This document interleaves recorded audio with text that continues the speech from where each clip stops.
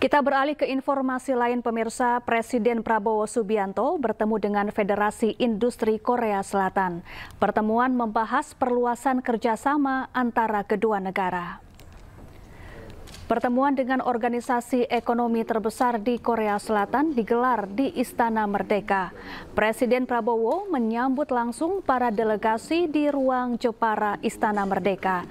Dalam pertemuan ini, Presiden Prabowo didampingi Wakil Presiden Gibran Rakabuming Raka dan Menteri Koordinator Bidang Perekonomian Airlangga Hartarto.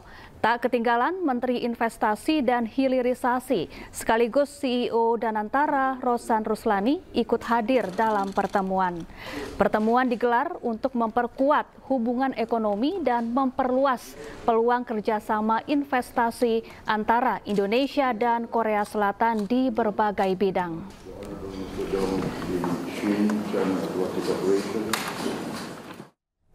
Sementara dalam menyikapi kondisi ekonomi global, Presiden Prabowo Subianto memastikan pintu negosiasi dengan negara lain terus terbuka.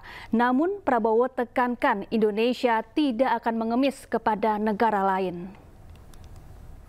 Kita dihantam tarif berapapun, kita akan berunding, akan negosiasi. Kita hormati, tapi kita percaya kepada kekuatan kita sendiri, saudara sekalian.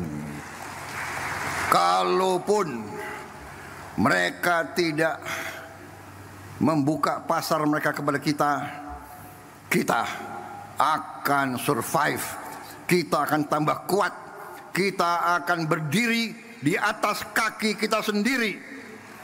Kita tidak akan pernah menyerah. Kita tidak akan pernah berlutut, kita tidak akan pernah mengemis, kita tidak akan pernah minta kasihan orang lain. Tidak perlu dikasihani, bangsa Indonesia tidak perlu dikasihani. Presiden Prabowo Subianto memerintahkan pimpinan Danantara mengevaluasi seluruh direksi BUMN. Menurut Presiden, direksi BUMN yang malas-malasan dan tidak berprestasi harus segera diganti.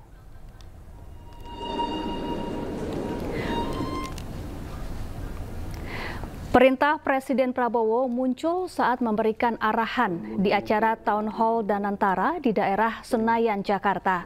Arahan berlangsung tertutup dan tidak bisa diliput media karena Presiden mengaku banyak menegur direksi BUMN yang hadir. Selain memerintahkan mencopot direksi BUMN yang malas-malasan, Presiden meminta penggantinya ditunjuk secara profesional, bukan karena satu kelompok atau partai. Ya, jadi tadi saya menyampaikan bahwa Danantara ini adalah kekayaan bangsa Indonesia, harus dikelola dengan sebaik-baiknya, dijaga, dirawat dengan sistem yang transparan dan sangat ketat. Karena ini adalah kekayaan yang luar biasa dan bisa mendorong kebangkitan kita. Kita kelola dengan baik, kita hitung aset-aset kita, ternyata kita kaya. Mungkin sebentar lagi kekayaan Danantara akan tembus 1 triliun US dollar. Dan kalau dikelola dengan baik, ini bisa menghasilkan dana yang besar untuk bangsa kita. Itu pendekatan saya seperti itu. Saya minta atas nama bangsa dan rakyat, saya minta semua direksi berbuat yang terbaik. Tinggalkan praktek-praktek zaman dulu mungkin yang kurang efisien, atau ada praktek-praktek yang nggak benar, harus ditinggalkan. Dan saya serahkan kepada manajemen untuk mengevaluasi semua direksi, dievaluasi kinerjanya. dan wataknya, akhlaknya, dan prestasinya. Kalau dia tidak berprestasi, kalau dia malas-malesan, kalau dia lakukan praktek-praktek yang nggak benar, menyalahgunakan wewenang, menyalahgunakan fasilitas, saya minta diganti. Yang baik dari bawah, dari dalam, kalau bisa dipromosikan. Kalau tidak, cari ahli yang baik. Tapi tidak boleh yang tidak profesional. Ya, saya bilang jangan memilih atas dasar suku, agama, ras, latar belakang, atau atas dasar partai politik. Tidak, ini. Pemirsa, TNI Angkatan Laut menunggak pembayaran BBM senilai triliunan rupiah. Namun Kepala Staf Angkatan Laut meminta agar dilakukan pemutihan atas tunggakan tersebut agar tidak mengganggu operasional TNI Angkatan Laut.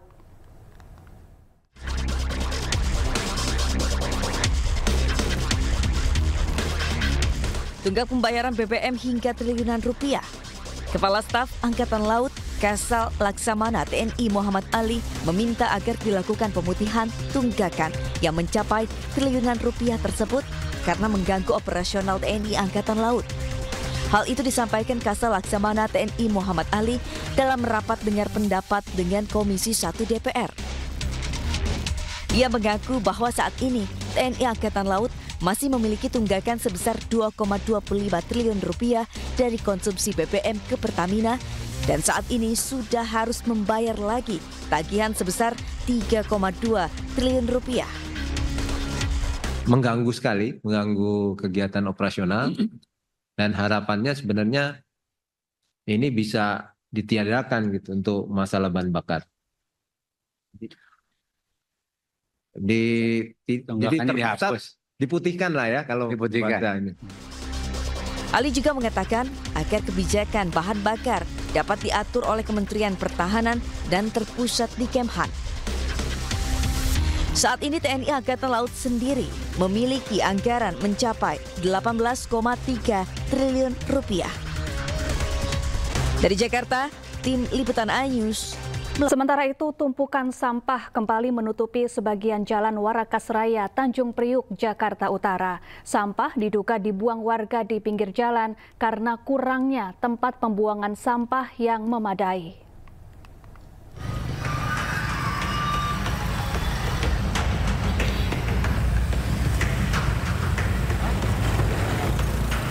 Tumpukan sampah menutupi separuh jalan Warakas Raya, Tanjung Priuk, Jakarta Utara.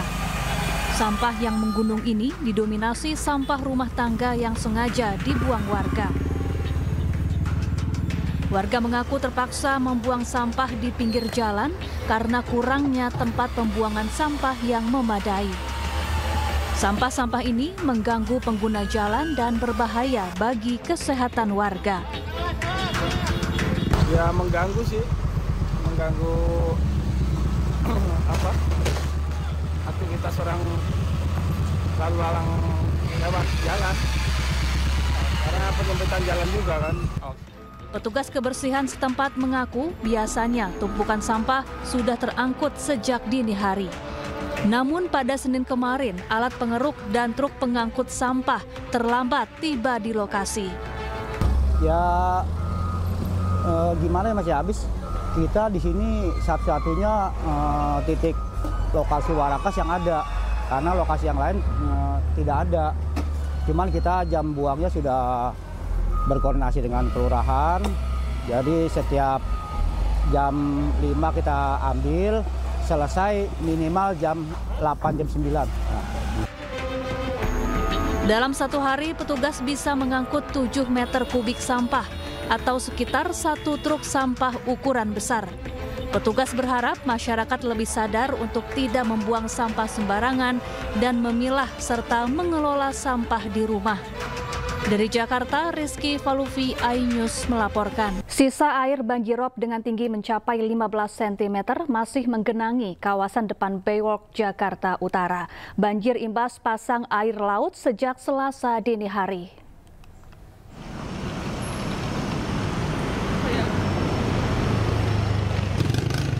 Pagi tadi, air masih menggenangi kawasan Bywalk, Pluit Karangayu, Jakarta Utara dengan ketinggian mencapai 15 cm. Terpantau, banjir terjadi sejak Selasa dini hari, diduga akibat imbas pasang air laut. Akibat air sisa banjir, ruas jalan terutama di depan Bywalk, Jakarta Utara masih tergenang.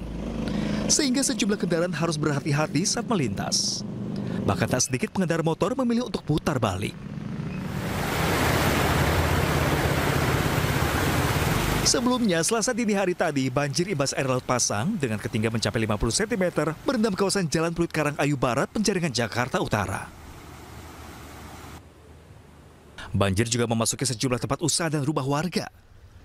Banjir rob sering terjadi di kawasan ini lantaran berdekatan dengan laut. Namun demikian, banjir kali ini kembali terjadi sejak Desember 2024 lalu. Di jam 8. Ini apa sih Bang, air apa Bang? Air banjir rob. Memang sering Bang banjir rob sini? Kalau sering bisa dibilang ya paling 3 bulan sekali, tapi biasanya cuma sebatang kaki kalau di depan. Oh, ini saat ini ketinggiannya berapa Bang? Ini sepaha. Terus lebih tinggi kemarin Desember sih. Desember sepinggang. Kalau sekarang masih lumayan lah, lumayan parah. Tapi ada kemungkinan naik nih Bang? Nanti surut udah mulai surut sih. Kalau naiknya kita nggak tahu besok kayak gimana lagi. Warga berharap banjir rob yang sering melanda kawasan mereka dapat segera teratasi. Dari Jakarta, Tim Liputan Ayus melaporkan.